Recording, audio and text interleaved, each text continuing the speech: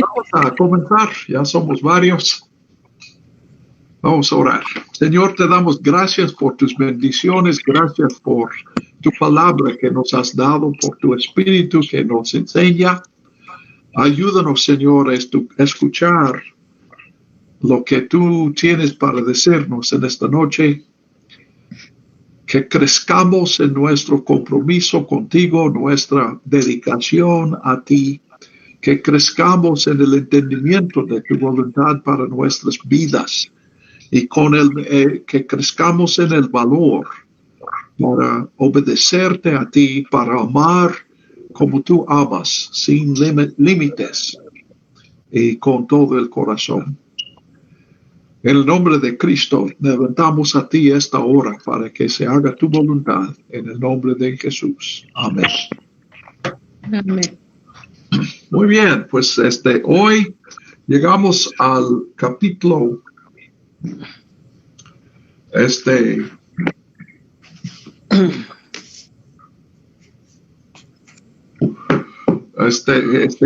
capítulo 4, perdón, Jerry, tú me mandaste un mensaje para decir, pero no es algo importante para el momento.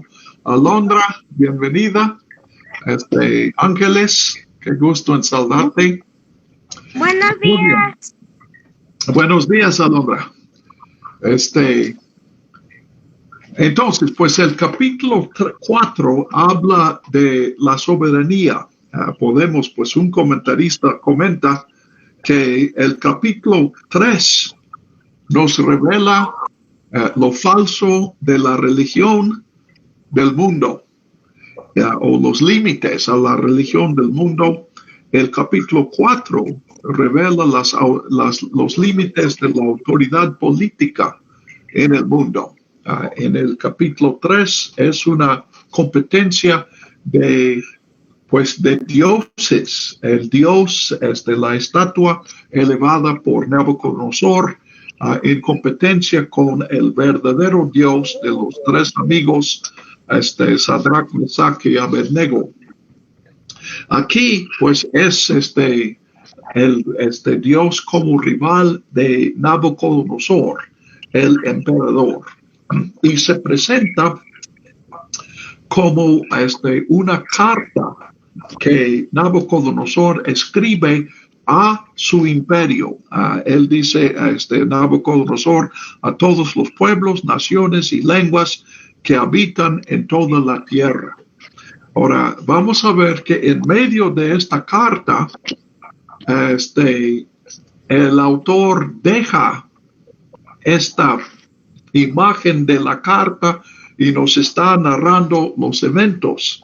Pero sí, el capítulo termina como una carta de Nabucodonosor. Vamos a ver esto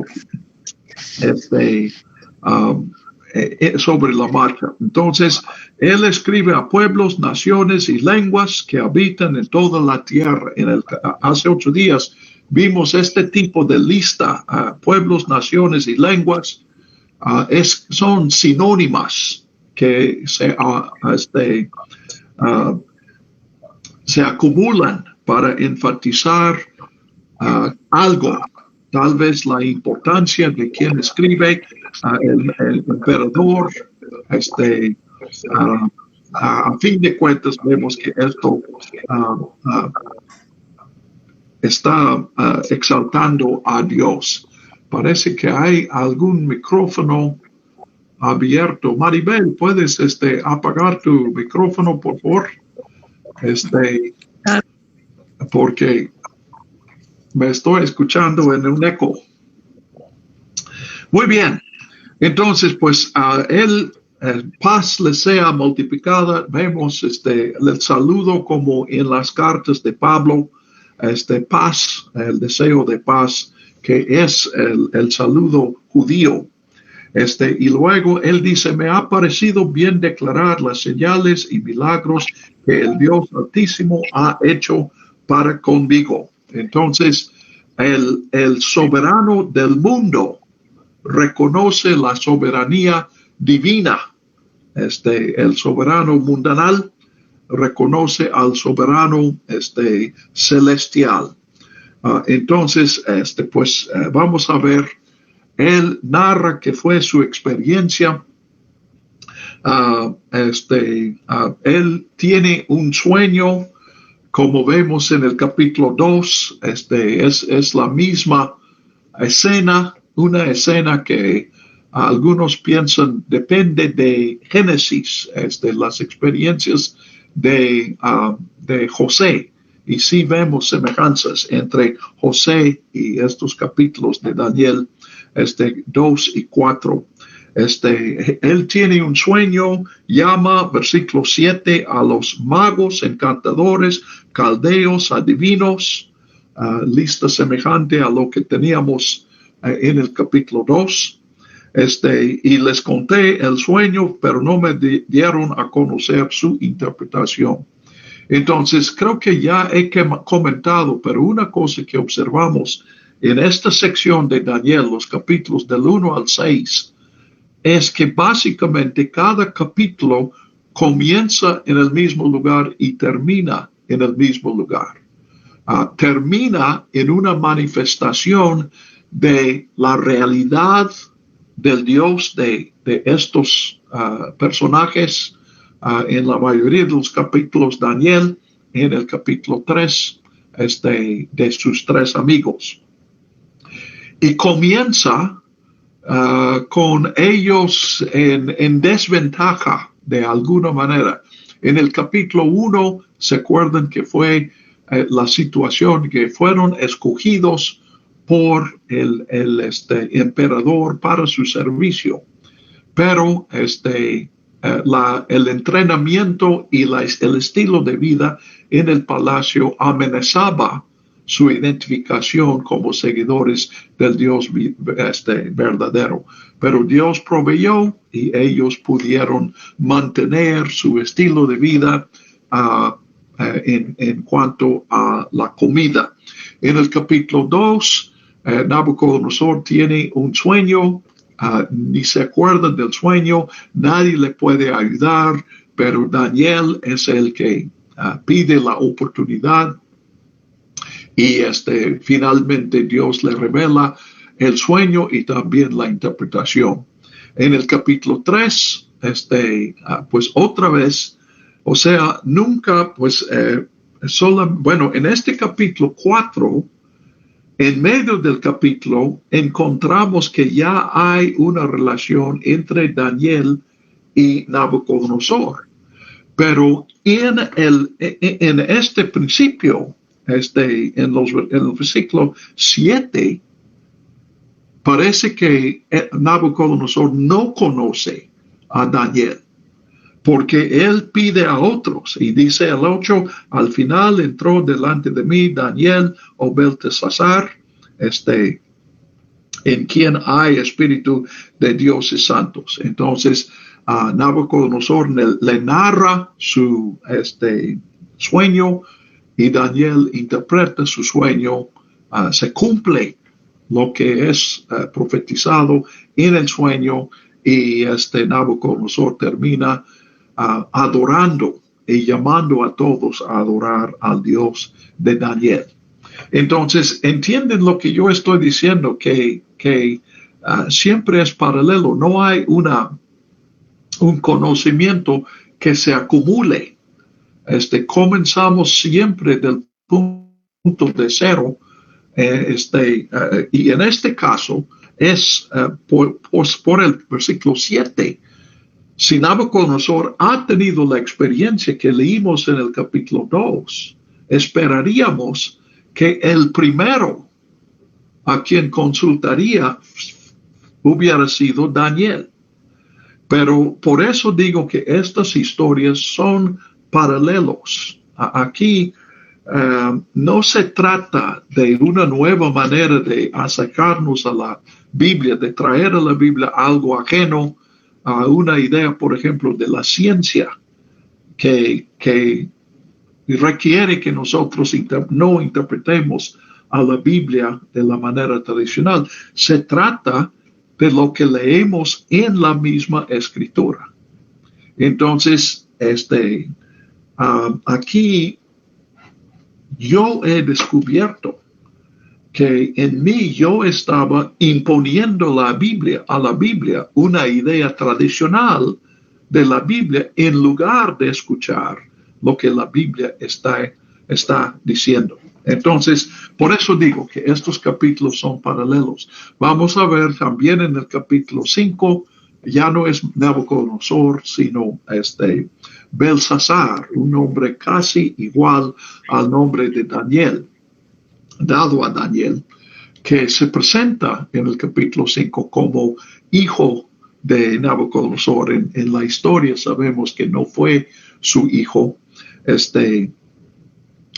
pero él tampoco conoce a Daniel.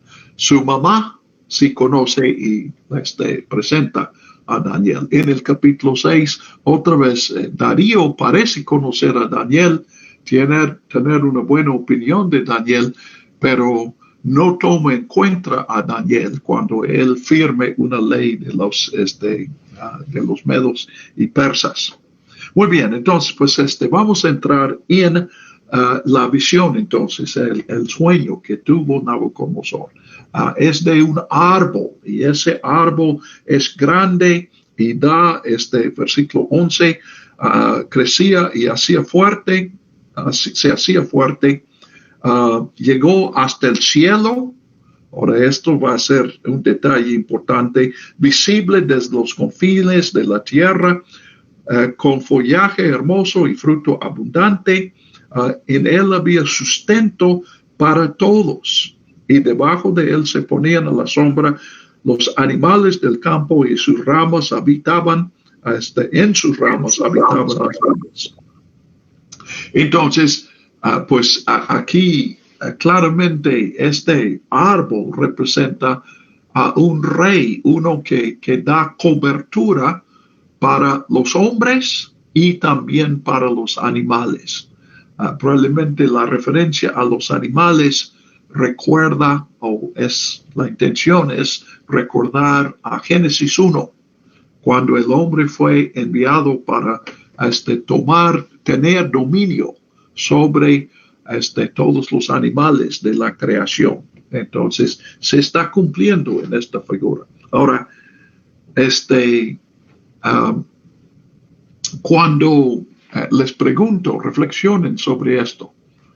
Cuando Nabucodonosor, el emperador babilonio, conquistador, cuando él sueña con un árbol que se ve en todo el mundo y de cierta manera está protegiendo, dando sombra y sustento a todo el mundo, ¿quién va a pensar, Nabucodonosor, que este árbol representa?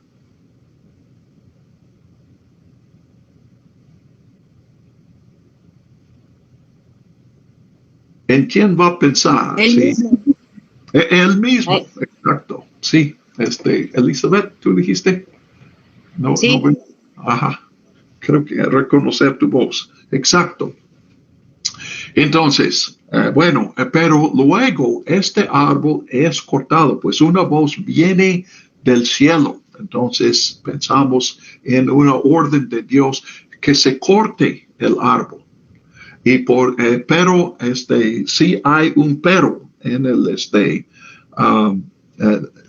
el versículo 15, pero dejen el tronco y sus raíces, el tronco de sus raíces en la tierra. Entonces esto sugiere que esta pues destrucción del templo o del árbol, perdón, es temporal. Entonces la persona representada aquí va a ser restaurada, pero dejen el tronco para que vuelva a crecer. Entonces, noten que dice el versículo 15, con atadura de hierro y de bronce entre el pasto del campo. Hierro y bronce son los dos metales inferiores en la visión de la estatua en el capítulo 2. Aquí Y luego dice que él sea mojado con el rocío del cielo y que con los animales tenga su parte entre la hierba de la tierra. Noten que aquí la voz ya no está hablando de un árbol, porque ¿cómo puede un árbol comer hierba? Entonces está claramente hablando del hombre representado por este árbol. Que su corazón de hombre sea cambiado y que se le dé un corazón de animal y pasen sobre él 7 tiempos, probablemente 7 años. 17. La sentencia fue por decreto de los vigilantes. Aquí menciona vigilantes. Creo que es un vigilante. Sí, en el 13 es un vigilante que está hablando estas palabras. Esto sería un siervo celestial de Dios que vigila en la tierra y para que se haga la voluntad de Dios. Entonces, la fue por decreto de los vigilantes. Aquí, vigilantes sería como el consejo de Dios. Por palabra de los santos. Santos aquí no serían hombres dedicados a Dios, sino celestiales, espirituales. Para que los vivientes reconozcan, vivientes aquí sí serían los hombres, que el Altísimo es Señor del reino de los hombres, que lo dan a quien quiere y que constituye sobre él al más humilde de los hombres. Ahora, realmente la visión es obvia. No se necesita una interpretación. Pero Nabucodonosor no entiende que dice, ni tampoco sus sabios saben. Entonces yo creo que probablemente hay aquí una especie de negación. Nabucodonosor entiende que este árbol se refiere a él mismo, pero no le gusta el mensaje. Entonces él no quiere interpretar para sí mismo y llama a sus siervos, la lista del versículo 7, para que le den una interpretación más favorable. Pero ellos también entienden el sueño y por eso dicen, discúlpenos, pero no entendemos el sueño, porque no se van a atrever a decir, tu sueño quiere decir que tú vas a ser derribado, que tú vas a ser humillado. Ellos entienden que el rey no les da empleo para que digan ese tipo de cosas, sino para que le den buenas noticias al rey. Pero Daniel es distinto. Y como que el rey sí entiende cuando dice en el 8, al final entró delante de mí Daniel. Ahora podemos repensar. Lo que dije antes es posible, pero en una narrativa podemos pensar en varias alternativas. Cuando leemos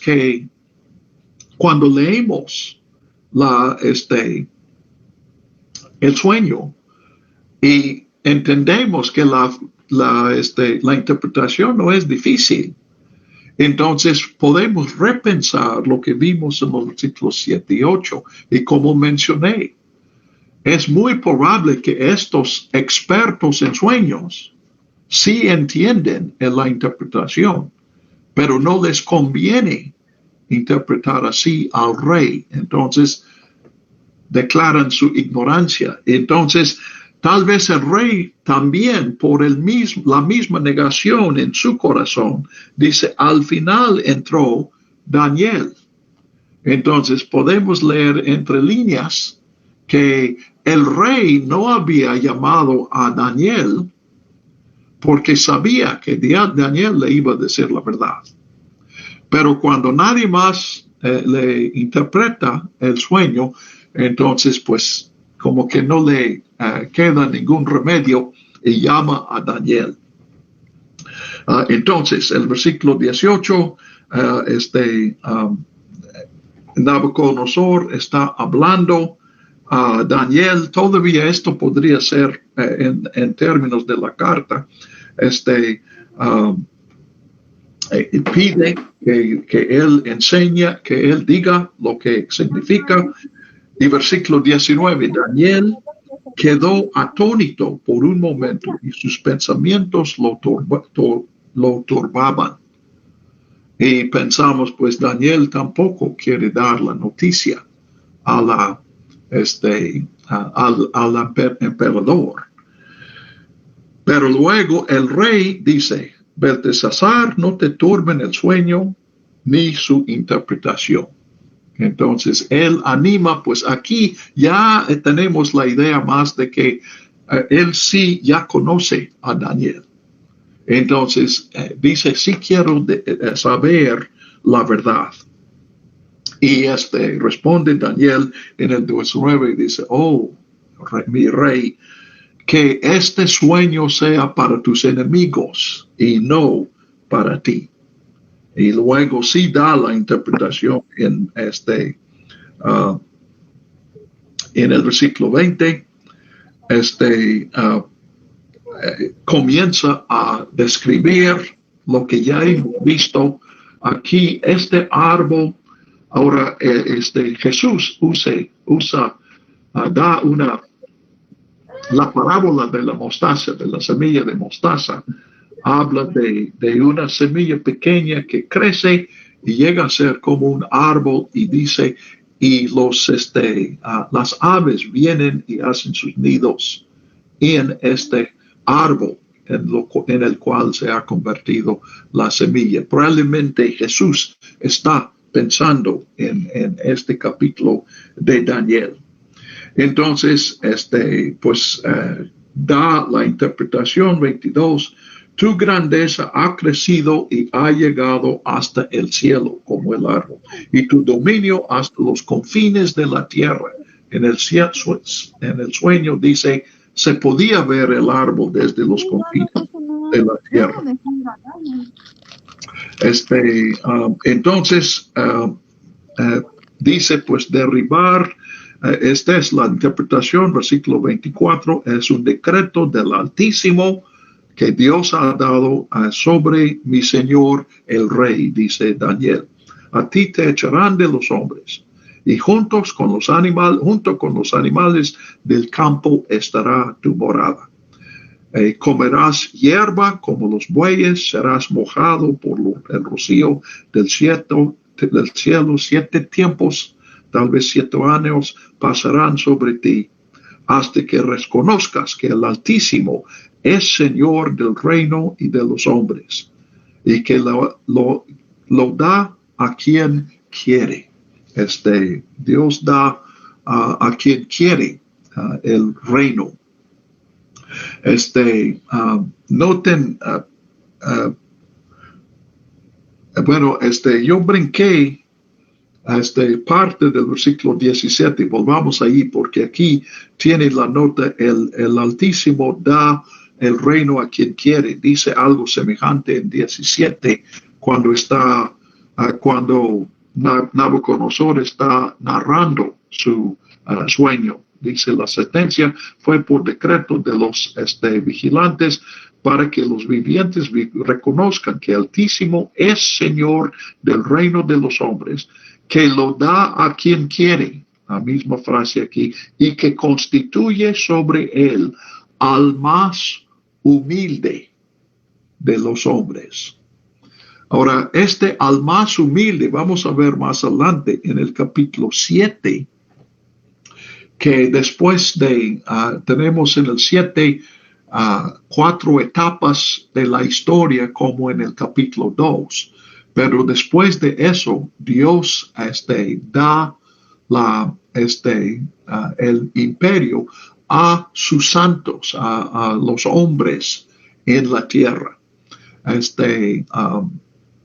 Entonces, pues el más humilde resulta ser los que son escogidos de Dios, los pobres, que no son importantes en el mundo, pero para Dios son pobres. Y podemos comparar el canto de María en Lucas 1, cuando ella está alabando a Dios por fijarse en ella y permitirle a ella ser la mamá de este bebé que va a nacer. Dice en el 52, Lucas 1:52, quitó a los poderosos de sus tronos y levantó a los humildes.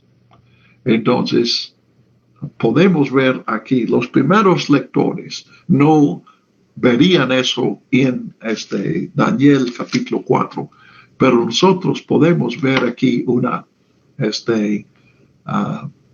que este es un capítulo en la historia y que finalmente el más humilde de los hombres es el Hijo del Hombre, Jesucristo.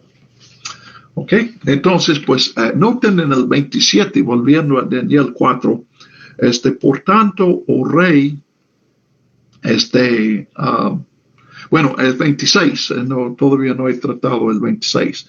Y lo que dijeron que dejasen en la tierra el tronco de las raíces del árbol significa que tu reino continuará firme después de que tú reconozcas que el señorío es de los cielos, de Dios. Por tanto, oh rey, que te sea grato mi consejo y rompe con tus pecados mediante la práctica de la justicia y con tus iniquidades mediante obras de misericordia para con los pobres. Tal vez esto resulte en la prolongación de tu tranquilidad. Entonces, Daniel invita al emperador, a esta figura absoluta, un rey absoluto, le invita a arrepentirse. Y dice, posiblemente podrías evitar esta humillación si te humillas a ti mismo, te arrepientes de tu soberbia y reconozcas que hay un rey sobre de ti. Podemos ver que este es el mensaje central aquí, pues realmente un mensaje a través de todo Daniel, que Daniel habla ya hemos visto en el capítulo 2, de imperios. Este es un tiempo en que los reinos se están consolidando en imperios. Hubo, pues de hecho, el reino de Nabucodonosor, que conocemos en el sexto siglo antes de Jesús, en realidad fue el segundo imperio babilónico. Y hubo otro sumerio, tenemos un imperio asirio, y los asirios vienen y conquistan al reino del norte, Efraín o Israel. Después pues ya hemos hablado, en Daniel vemos que los persas conquistan a los babilonios y pues en un momento son imperios rivales, pero los persas derrotan a los babilonios, toman la ciudad de Babilonia y Babilonia llega a ser parte del imperio persa. Más adelante, pues en tiempos de Alejandro Magno, vamos a hacer referencia a eso en el cuarto siglo, 320 y tantos. Grecia, bajo Alejandro, conquista al imperio persa. Y entonces tenemos por un tiempo breve un imperio griego. El imperio griego se divide en 4 a la muerte de Alejandro Magno, pero unos 2-3 siglos después vienen los romanos y toman todo este territorio y es un imperio romano. Y el Nuevo Testamento se escribe en el tiempo del imperio romano. Entonces, una serie de, de reinantes, de reyes, de gobernantes muy poderosos. Pero el mensaje de Daniel en general y de este capítulo en particular es que hay un soberano sobre todos los soberanos humanos. Y en realidad es él que decide el curso de la historia. Y pues es un mensaje que es conocido para nosotros, pero aquí se está declarando eso en los tiempos de Antíoco Epífanes, 170 a 170, bueno, 180 a 170 antes de Cristo, más o menos, cuando este imperio está amenazando la identidad de los judíos. Entonces, pues aquí tenemos en boca de Nabucodonosor la soberanía de Dios. Aparentemente, estamos en el versículo 27, no hay ninguna evidencia de un arrepentimiento de parte de Nabucodonosor. Dice 28, y noten en el 28, dice, todo aquello les sobrevino al rey Nabucodonosor. No esperamos leer palabras así en una carta escrita por Nabucodonosor. Él, noten en 4:4, yo Nabucodonosor estaba tranquilo en mi casa. Pero aquí se deja por el momento la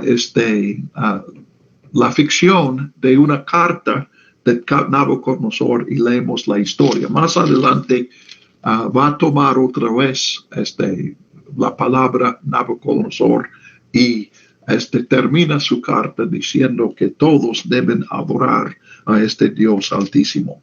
Entonces, al final de 12 meses, aquí, ¿por qué 12 meses? Pues podemos especular varias cosas. Tal vez el rey Nabucodonosor no se sometió a Dios, pero tal vez sí escuchó las palabras de Daniel en el versículo 27. Controló por un tiempo su soberbia y por lo tanto el sueño tardó 12 meses en pasar. O podríamos pensar que que Dios quiere dar un tiempo amplio porque quiere que Nabucodonosor se someta. Entonces tardan 12 meses. Pero un día Nabucodonosor se paseaba 29 sobre la terraza del palacio real de Babilonia. Y dijo, ¿no es esta la gran Babilonia que yo edifiqué como residencia real con la fuerza de mi poder y para la gloria de mi majestad? Entonces, claramente en este versículo 30, el emperador no está siguiendo el consejo de Daniel en el versículo 27. Y viene en ese momento el castigo, versículo 31. Aún estaba la palabra en la boca del rey cuando descendió una voz del cielo. Así, a ti se te dice, oh rey Nabucodonosor, que el reino ha sido quitado de ti. Te echarán de entre los hombres y junto con los animales del campo será tu morada. Te darán de comer hierba como a los bueyes. 7 tiempos pasarán sobre ti hasta que reconozcas que el Altísimo es Señor del reino de los hombres y que lo da a quien quiera. Reconocemos ya una tercera vez esta frase, que lo da a quien quiera. También noten que esta descripción de la humillación de Nabucodonosor también se narra 4 veces en el versículo 15. Cuando se ve el árbol talado y solamente el tronco. Tenemos una descripción de lo que va a pasar en el 15. Miren, en el 23 leemos lo mismo, y en el 25, en el 23, Daniel está repitiendo lo que se había dicho en el sueño. En el 25, repite esas palabras para decir, esto es lo que te va a pasar. Y aquí en el versículo 32 tenemos la misma descripción, y luego en el 33, comía hierba como los bueyes, su cuerpo era mojado con el rocío del cielo, hasta que su pelo creció como plumas de águilas y sus uñas como las de las aves. Las plumas y uñas son nuevas en el 33, pero podemos observar la repetición de eso. Y eso, la repetición nos está diciendo, fíjense en esto. Eso es muy importante. Y es obvio, es que Dios puede humillar al rey más poderoso de la tierra. Él pone a quien quiera. Esta frase, a quien quiera, yo creo que yo he visto esto 3 veces en el versículo 17, 25 y luego en el 32. Entonces, ven cómo la escritura está, o sea, no es simplemente como un periódico que dice eso es lo que pasó. El autor, inspirado por Dios, usa la repetición para señalar lo que es importante, para que no confundamos detalles con el mensaje central. Y este mensaje aquí es la humillación. Entonces, en el 34, otra vez toma la palabra Nabucodonosor, y regresamos a la idea de que esta es una carta.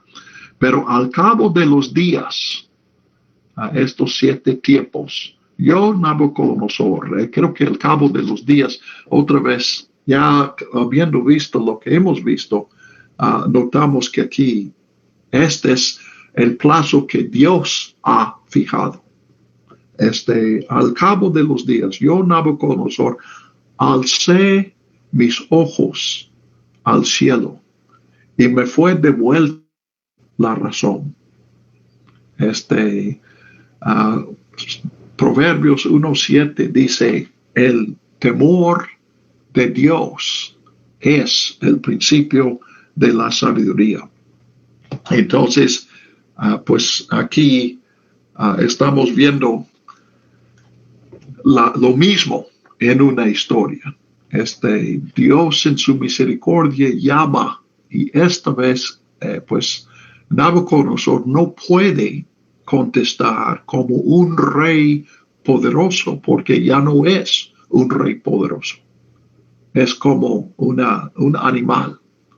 Pero Dios le llama y él alza sus ojos al cielo y dice, me fue devuelta la razón. ¿Y en qué consiste la razón? Entonces bendije al Altísimo, alabé y glorifiqué al que vive para siempre, porque su señorío es eterno y su reino de generación en generación. Entonces, pues aquí también la razón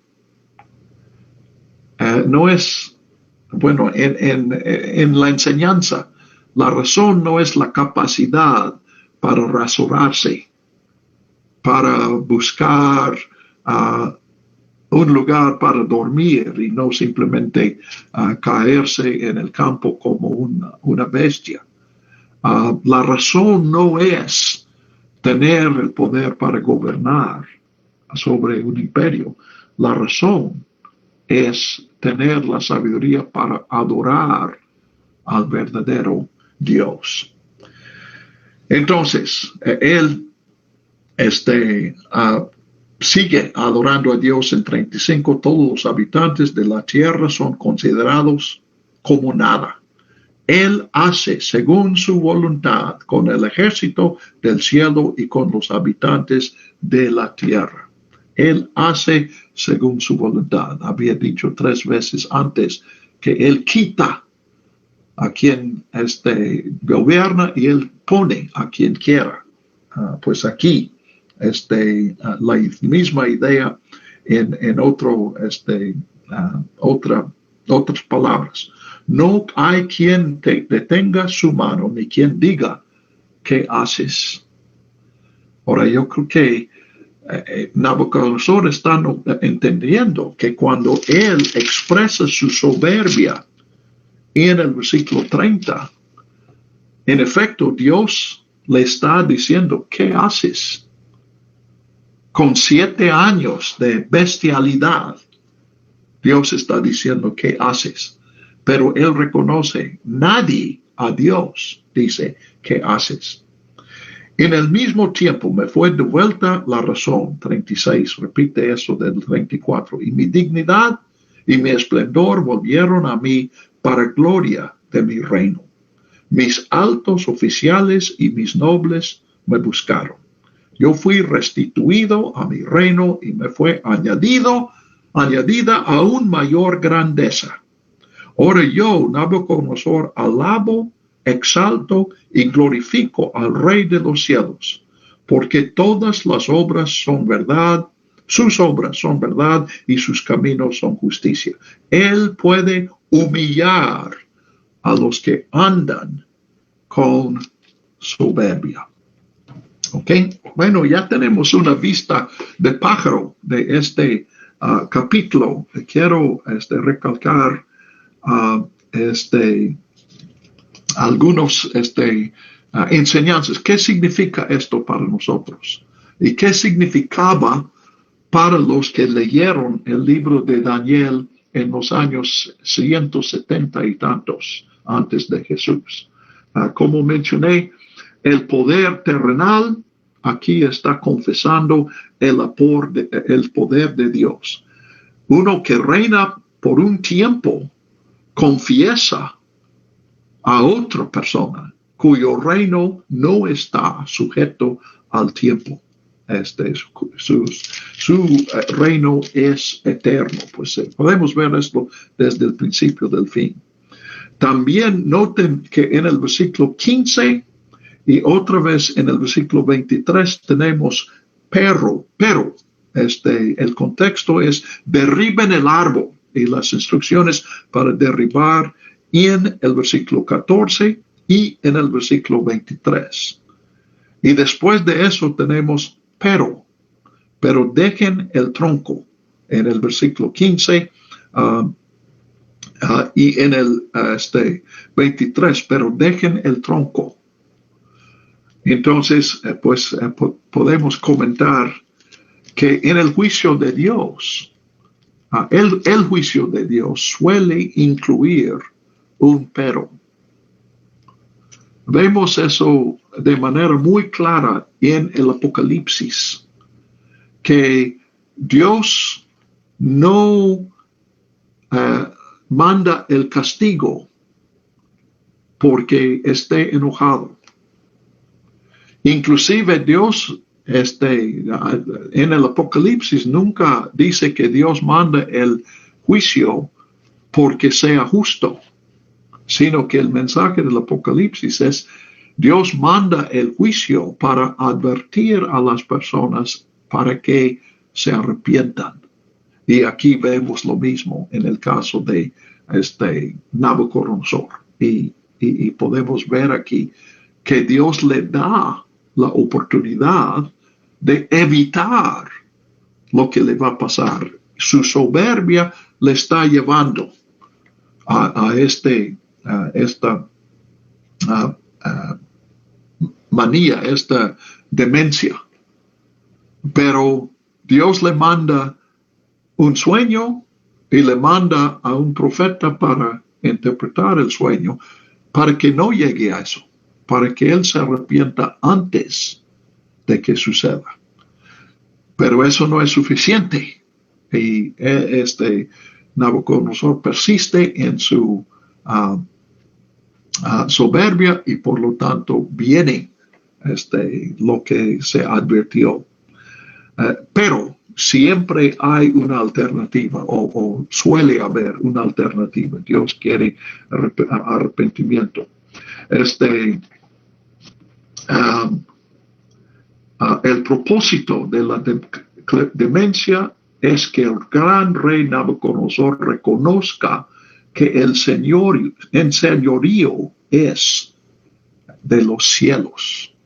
Ven aquí, yo cuando estaba leyendo este capítulo hoy, se me ocurrió, observamos en los evangelios y en el Nuevo Testamento que en aquel tiempo los judíos tenían la costumbre de evitar el nombre de Dios. La lógica era que que es un delito tomar en vano el nombre de Dios. Entonces ellos pensaron, bueno, si no tomamos el nombre, si no mencionamos el nombre de Dios, no podemos mencionarlo en vano, no podemos blasfemar. Entonces comenzaban a hablar del Señor. Eso fue muy temprano. Comenzaron a decir el Señor en lugar de Yahvé. Y en lugar de Dios hablan de los cielos. Observamos en Mateo el reino de los cielos en contextos donde Marcos y Lucas dicen reino de Dios. Y aquí tenemos eso. Y parece que ya por los años 60, 70, los judíos ya están comenzando a hablar de esta manera, porque aquí tenemos la frase que el señorío es de los cielos, como lo leemos en el versículo 26. Entonces, 34, Nabucodonosor levanta la cabeza. Dios acabó su lección y Nabucodonosor alzó sus ojos hacia el cielo y Dios restauró su razón y Nabucodonosor bendijo a Dios. Aprendió la diferencia entre su reino limitado en espacio y tiempo y el reino universal y eterno de Dios. La soberbia del rey terrenal aparentemente no deja lugar para el reinado de Dios. Pero el reinado de Dios, lógicamente, no deja ningún lugar para el gobierno humano. Pero en este capítulo tenemos los dos juntos. Dios establece su sabiduría sin eliminar la sabiduría humana, aun cuando el soberano humano es un soberbio y Dios tiene que castigarlo, pero Dios, como mencioné, la lógica de la soberanía de Dios es que salen sobrando los soberanos terrenales. Pero en este capítulo vemos lo que también sigue siendo la situación hasta hoy. Sí hay gobernantes y tienen bastante autoridad. Tanta autoridad que puedan abusar de esta autoridad en su soberbia. Y nosotros observamos que entre los altos poderes del mundo, la soberbia parece ser universal. Es una excepción muy rara que uno tenga poder y tenga humildad. Cuando yo leo este capítulo, yo pienso en mi propia vida. Creo que ya he compartido con ustedes mi experiencia después de 19 años en el seminario de Lomas Verdes. Dios me llamó a Estados Unidos. Yo pensaba para pastorear aquí. Mi esposa y yo, ambos juntos, bueno, por separado y también juntos, llegamos a la conclusión que Dios nos estaba llevando a otro campo, que nuestro ministerio en México se había completado. Entonces vine a Fort Worth, Texas, para pastorear una iglesia, y después de 21 meses me dieron las gracias. Y yo entré en la crisis más difícil de toda mi vida.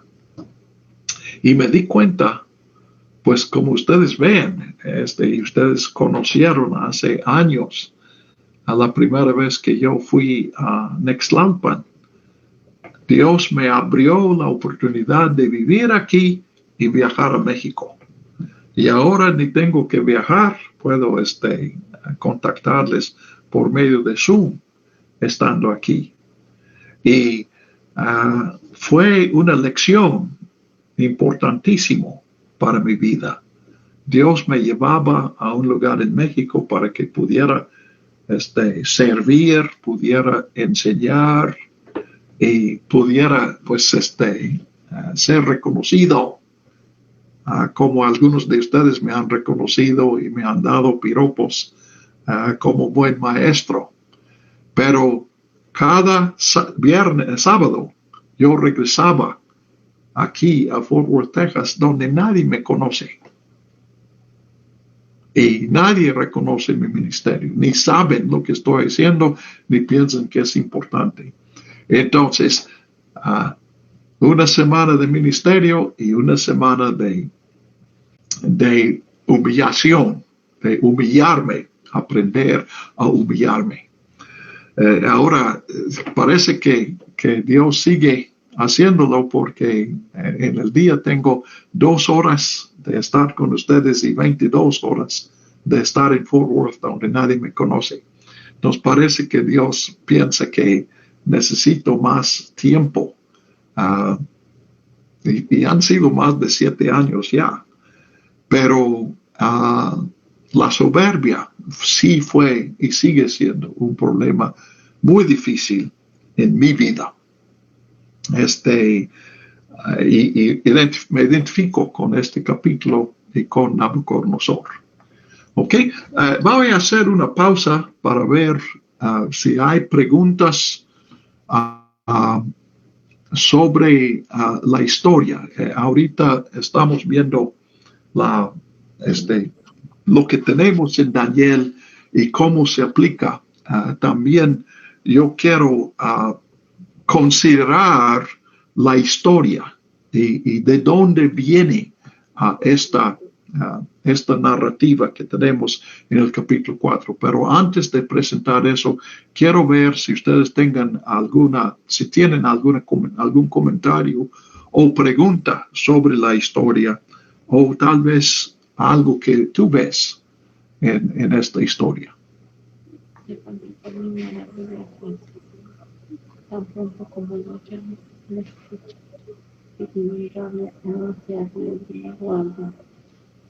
Para ustedes deben ser luego callados, según la ley, ofrezcan sacrificios que pongan confianza que el Señor.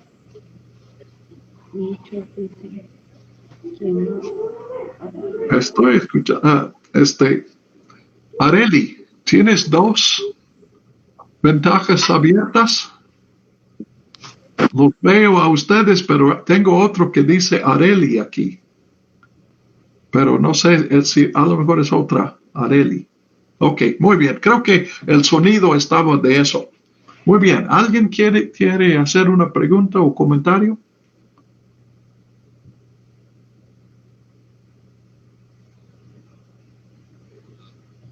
Se me hace raro que ustedes no tienen nada que comentar. ¿Yo, pastor? Sí, Areli. Bueno, creo que ya lo he explicado, pero creo que todavía no me queda claro cómo es que surgió Daniel, o cómo es que el autor de Daniel pensó en hacer estas historias paralelas, y cómo el el pueblo judío pudo, no sé, como que leer que Nabucodonosor se humilló ante su Dios, pero que seguía igual. No sé si me explico.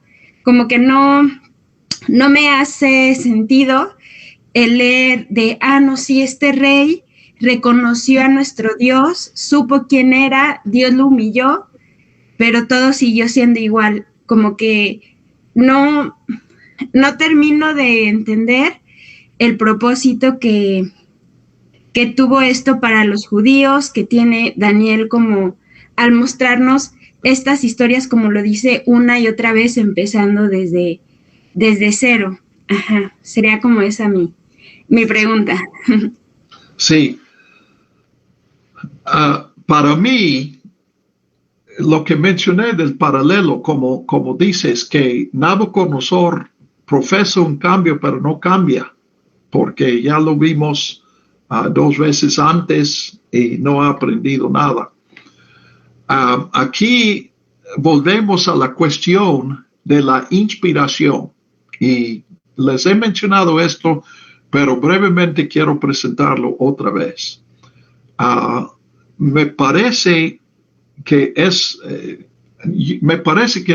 no ha sido siempre, pero desde el siglo XIX surgió una idea. Bueno, primero lo que pasó en el siglo XIX es que los métodos científicos comienzan a ser aplicados al estudio de la historia.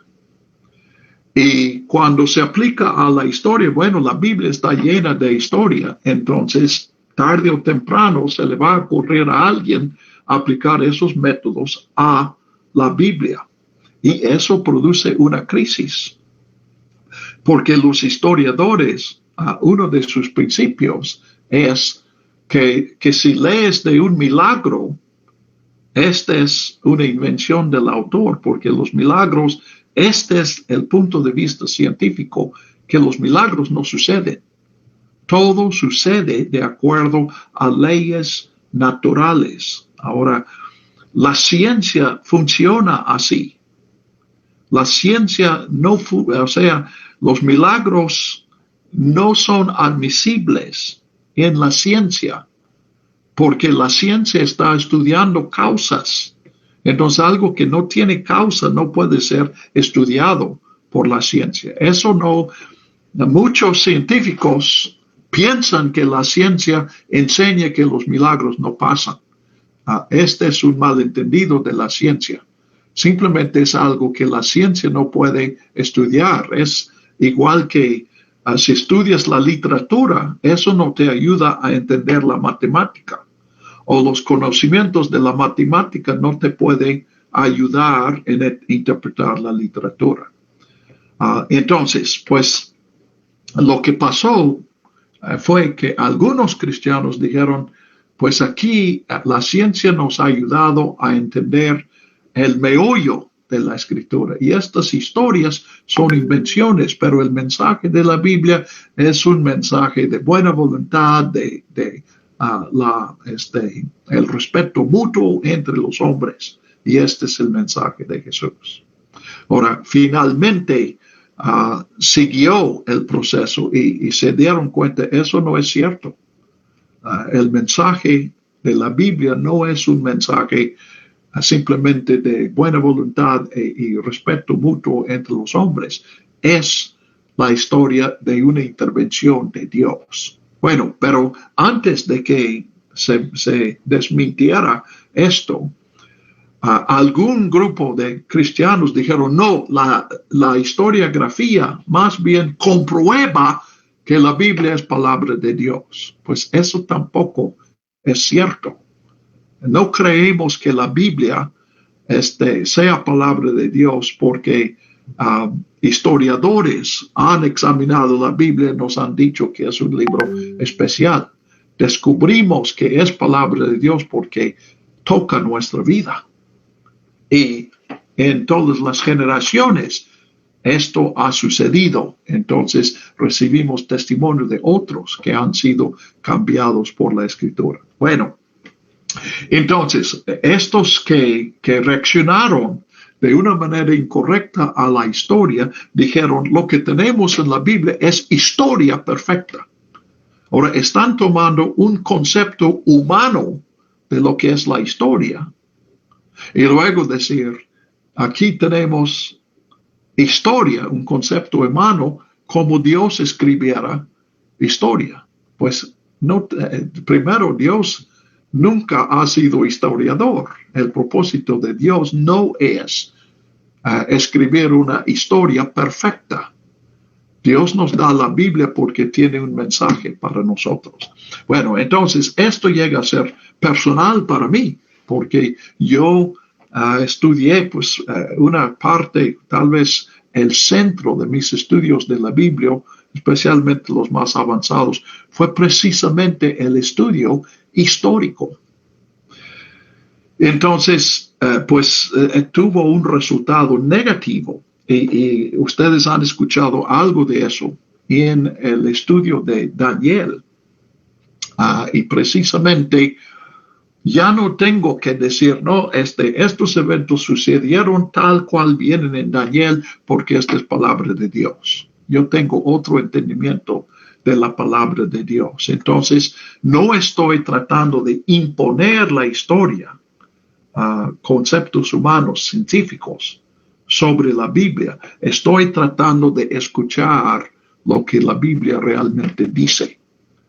Entonces, sí, he visto muchas cosas, pues para mí ha sido muy positivo el cambio, porque estoy viendo, por ejemplo, estas repeticiones que enfatizan que Dios quita y pone a reyes, como hemos visto en este capítulo. Puedo captar eso porque es lo que la Escritura enfatiza. Ahora, precisamente donde quiero entrar ahora es qué base histórica hay para esto.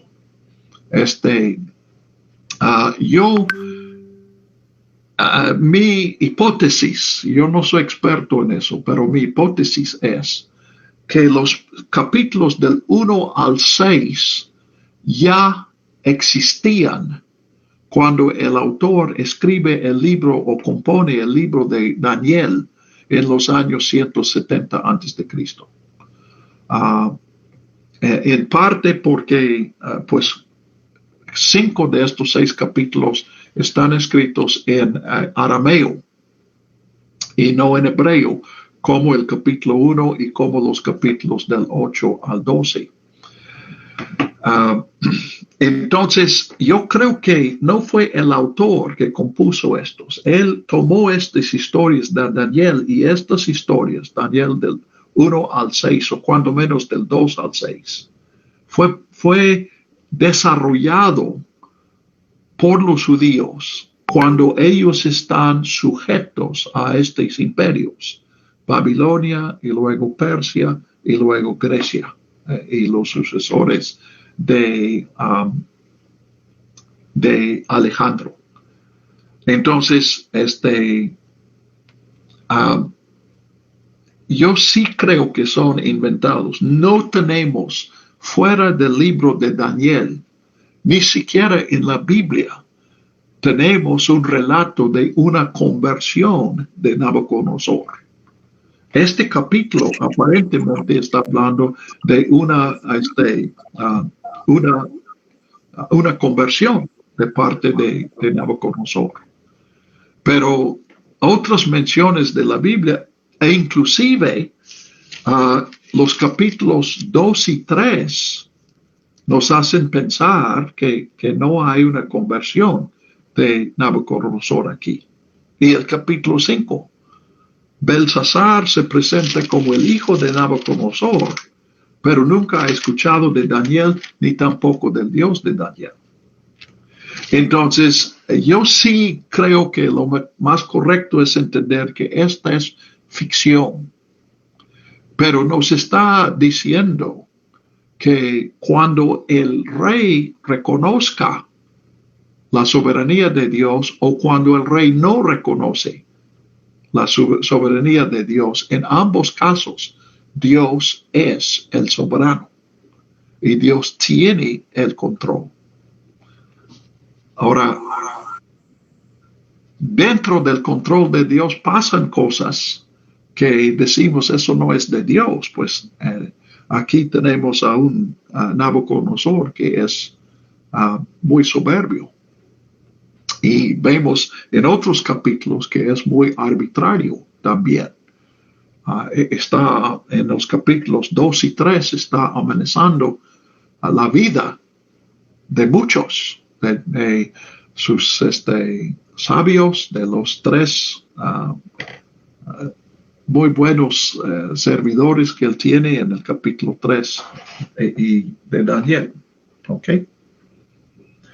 Bueno, entonces, si me permites, que si quieres responder a esto, Nelly, con gusto te escucho, pero quiero volver a la historia, entonces. Mano Garrett. Sí. Nada más preguntar, es una pregunta. ¿Cree que usted que esto sea como un tipo de apocalipsis? Cuando nosotros estudiamos Apocalipsis, entendimos que Apocalipsis era un estilo narrativo. Entendemos que obviamente pues un dragón no existe, que no existen las bestias, es un lenguaje figurativo. Entonces, no sé si Daniel pudiese entrar dentro de este estilo, sobre todo porque me llama la atención la última parte, cómo termina cuando dice que los juicios de Dios son justos y verdaderos.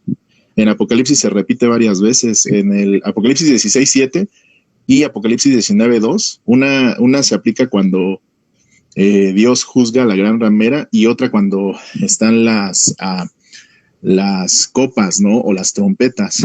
Entonces, me llama la atención también lo que usted dice, ¿no? Que Dios le da la oportunidad de arrepentirse a Nabucodonosor, pero él no se arrepiente, ¿no? Daniel le dice, oye, pues yo te aconsejo que dejes de pecar para que, pues, a ver si Dios te libra de esto que está a punto de venir, ¿no? Entonces, como usted dice, a lo mejor utiliza figuras, Daniel, para invitar a los lectores, ¿no? A arrepentirse, pues de la soberbia, del orgullo, bueno, los tipos que son como Nabucodonosor, que yo creo que nos identificamos todos con él, ¿no? En algún momento nos hemos sentido los picudos, ¿no? De la iglesia, del ministerio, y como que la advertencia de, hey, relájate, ¿no? Aquí es Dios el que debe ser exaltado, porque si no te conviertes en una bestia, ¿no? No hay razón en ti, ¿no? Y bueno, Apocalipsis utiliza la figura de la bestia, ¿no? Y también, pues me llama la atención que Nabucodonosor se convierte en una bestia, pero porque quiere, como de alguna manera, como reconocerse a sí mismo como el soberano, ¿no? Y la verdad es que no es así. Sí. Ahora, los capítulos del 7 al 12 sí es Apocalipsis. Es lo clásico, una figura, Daniel, en el siglo 6 antes de Cristo, tiene visiones y resulta que los eventos que él ve en sus visiones le llevan hasta el siglo 2, tiempos de Antíoco Epífanes. Y el clímax, el fin de las visiones de los capítulos 7 al 12 viene precisamente en ese tiempo, que es el tiempo del autor del libro. Ahora, los primeros 6 capítulos, sí hay, pues ya hemos visto 2 sueños de Nabucodonosor, y en el capítulo 5 tenemos una visión que ve Belsasar y su corte. Entonces, hay elementos de Apocalipsis en estos capítulos también, pero en su forma no es un Apocalipsis. Yo lo vería más bien como una parábola. Ahora, no hay ninguna evidencia en la vida de Nabucodonosor de de un cambio como este. Y tampoco hay ninguna narrativa de una una demencia de él, un periodo en que él pierde la razón. Pero Nabucodonosor murió en 561 antes de Jesús. No, miento. Él murió un poco antes de eso, pero su hijo lo sigue. Y en 556 muere. Tengo la fecha, pero estoy describiendo mal la fecha.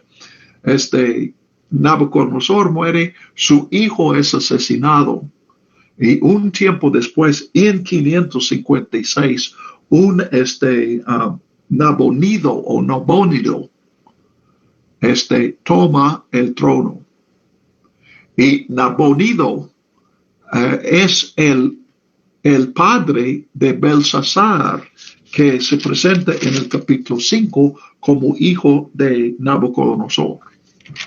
Y Nabonido sí fue un místico, y él tuvo una visión y entendió que, yo no sé si él pensaba que sus dioses o no sé, el espíritu, no sé, pero él recibe un mensaje espiritual que debe dejar el reino por 10 años.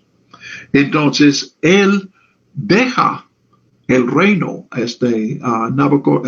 Babilonia en las manos de su hijo Belsasar, y él va a Arabia y vive en exilio por un tiempo. Ahora, su exilio no duró 10 años, porque le llegó la noticia de la amenaza de los persas, y él regresa a Babilonia poco antes de la caída de Babilonia, que veremos en el capítulo 5.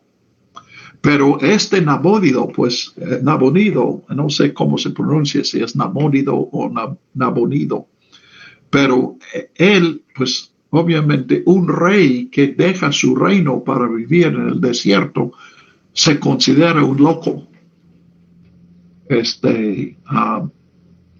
Parece que él no perdió el sentido, pero la gente lo vio como muy excéntrico e hizo algo simplemente no razonable de dejar el reino. Entonces, algunos piensan que la historia que tenemos aquí en el capítulo 4 surgió de ese evento en la historia de Babilonia. Okay. Y sí, el tiempo que Nabónido estuvo fuera, sí sería más o menos 7 años. No tengo las fechas exactas, pero él dijo que iba a salir por 10 años, pero regresó antes, entonces más o menos 7 años.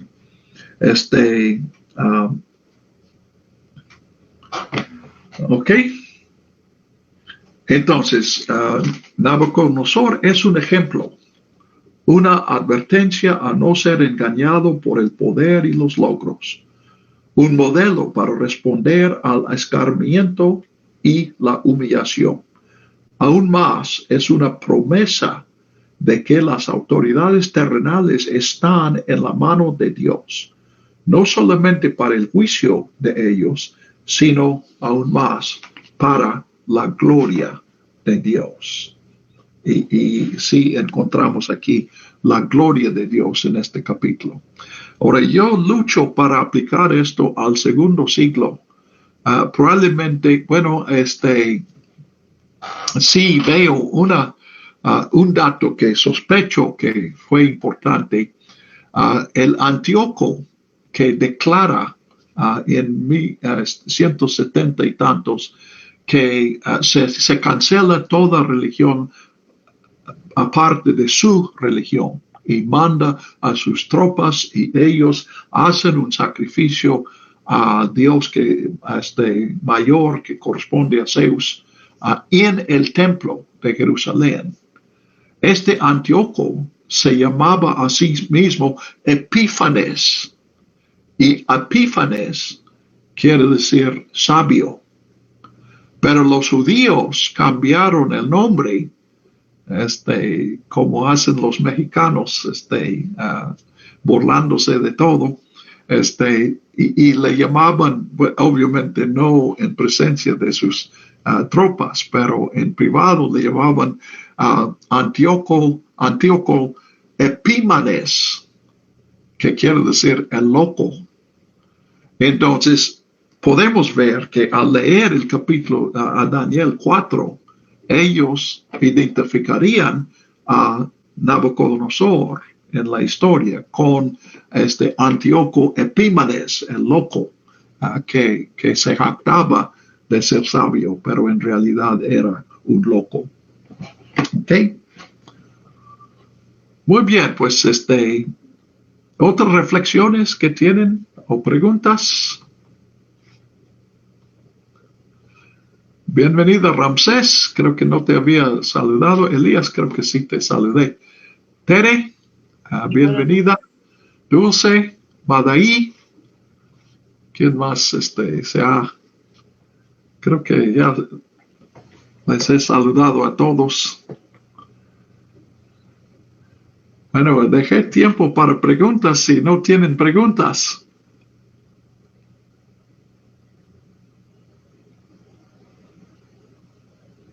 Pastor. Sí, Maribel.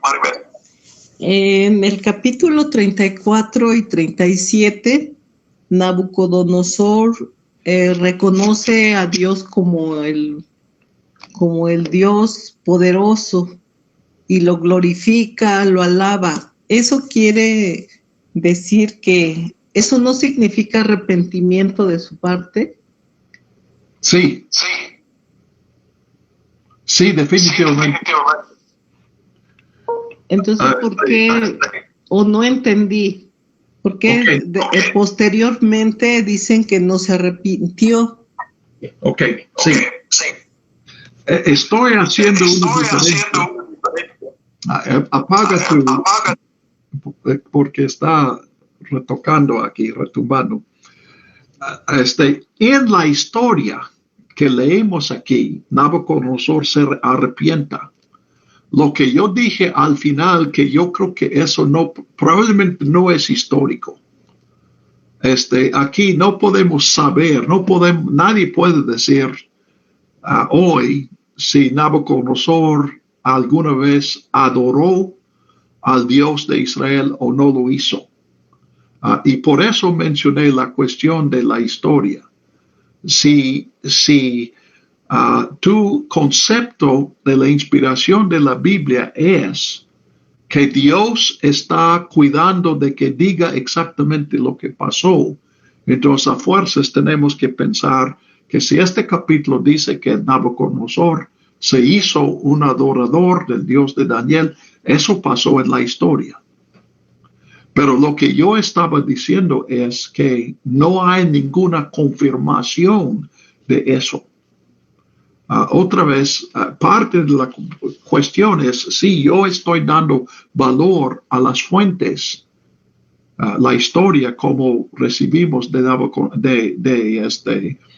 Babilonia. Pero aún más, Nabucodonosor aparece al final los libros de Reyes, al final de los libros de Crónicas. Y no hay ninguna mención de un arrepentimiento de su parte. Entonces, yo estoy diciendo, sí, la enseñanza para nosotros es que Nabucodonosor es un ejemplo para nosotros de lo que nosotros debemos hacer. En una advertencia de que sentirse igual a Dios es una locura. Pero lo que dije al final es que yo creo que esta es una historia, es como una parábola, no es un evento en el personaje histórico de Nabucodonosor. ¿Ok? Entonces la confusión fue precisamente porque yo estoy interpretando la historia pero no, para mí no es necesario pensar que esto sea historia. De hecho, estas historias para mí no se leen como historia. Y lo que yo concibo aquí es que Israel, ahora aquí veo un tiempo cuando Nabucodonosor conquista a Israel, Judea y destruye al templo y a Jerusalén. Entonces Nabucodonosor es el enemigo, el gran enemigo de Dios, porque es el enemigo del pueblo de Dios. Pero ha pasado el tiempo y probablemente sí hubo una figura, Daniel, tal vez tuviera este nombre y fue un siervo de Nabucodonosor, pero nunca renunció a su fe en el Dios de Israel. Entonces, con el tiempo surgieron algunos cuentos populares y yo creo que estos capítulos son ese tipo de cuentos populares. Entonces, es una figura ideal de Nabucodonosor que se arrepiente de su soberbia y reconoce la soberanía del Dios de Israel. Pero yo no entiendo que eso sea parte de la vida histórica de Nabucodonosor. Es una historia popular acerca de Nabucodonosor y no historia. ¿Ok? Gracias por la pregunta. Yo sé que es difícil dejar claro eso. Por eso yo tengo que distinguir que yo no estoy manejando la Biblia como aprendí a hacerlo y probablemente como ustedes aprendieron a hacerlo. De suponer, si bien en la Biblia es historia, pues este es un concepto incorrecto de la Biblia. La Biblia tiene mucha historia, pero no es necesario ni es posible decir todo lo que dice la Biblia es historia. Y repito, un argumento contundente para mí es el hecho de que la Biblia da con frecuencia dos versiones de la misma historia. Entonces es imposible que los eventos sucedieran como dice la Biblia. Porque la Biblia, como dice una cosa, dice otra. O sea, hay cosas que ni qué. ¿Ok?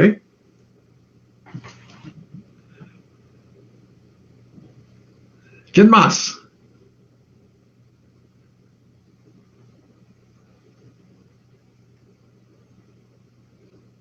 Melanie, bienvenida. Llegaste al final. Lamento que no pudiste escuchar más, pero ya confundí a todos, entonces ya estoy terminando.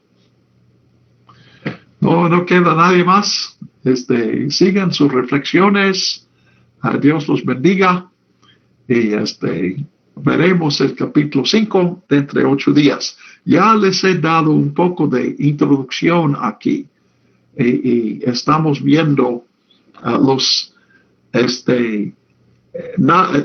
Babilonia sí llevaba crónicas de sus reyes y los años de sus reyes.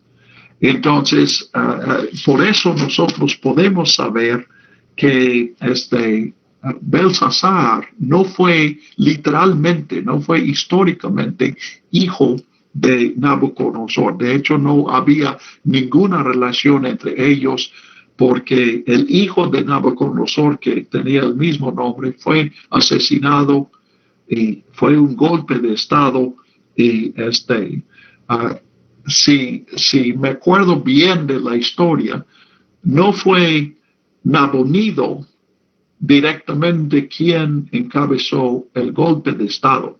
Y hubo un tiempo breve que otros reinaron, pero Nabonido llegó al trono en 556 y aproximadamente reinó 10 años y otros 8 o 10 estuvo en ausencia. Y entonces, el Belsasar, que vamos a ver dentro de 8 días, nunca fue rey de Babilonia, pero su papá le dejó como regente, el que reinaba en lugar del rey, por estos 10 años, que nunca se terminaron, porque la caída de Babilonia, la derrota de Babilonia por Persia, llegó precisamente en este tiempo. Ahora, otro problema de la historia es que Darío el Medo, en el capítulo 6, es uno que no encontramos ningún Medo que reinaba. Cuando Persia conquista a Babilonia en 539, Persia ha absorbido el imperio de los Medos. Y sí hay un Darío persa, pero él vivió alrededor de 510 o 500. Entonces es imposible que él conociera a Daniel. Y también fue muchos años después de Ciro. Entonces Darío el Medo parece ser simplemente una figura ficcional aquí que conocemos en el capítulo 6. ¿Okay? Muy bien, bueno, entonces continuaremos dentro de 8 días. Dios los bendiga y que descansen. Jerry. Ok, le vamos a pedir a nuestra hermana Maribel que nos dirija un tiempo de oración para despedirnos.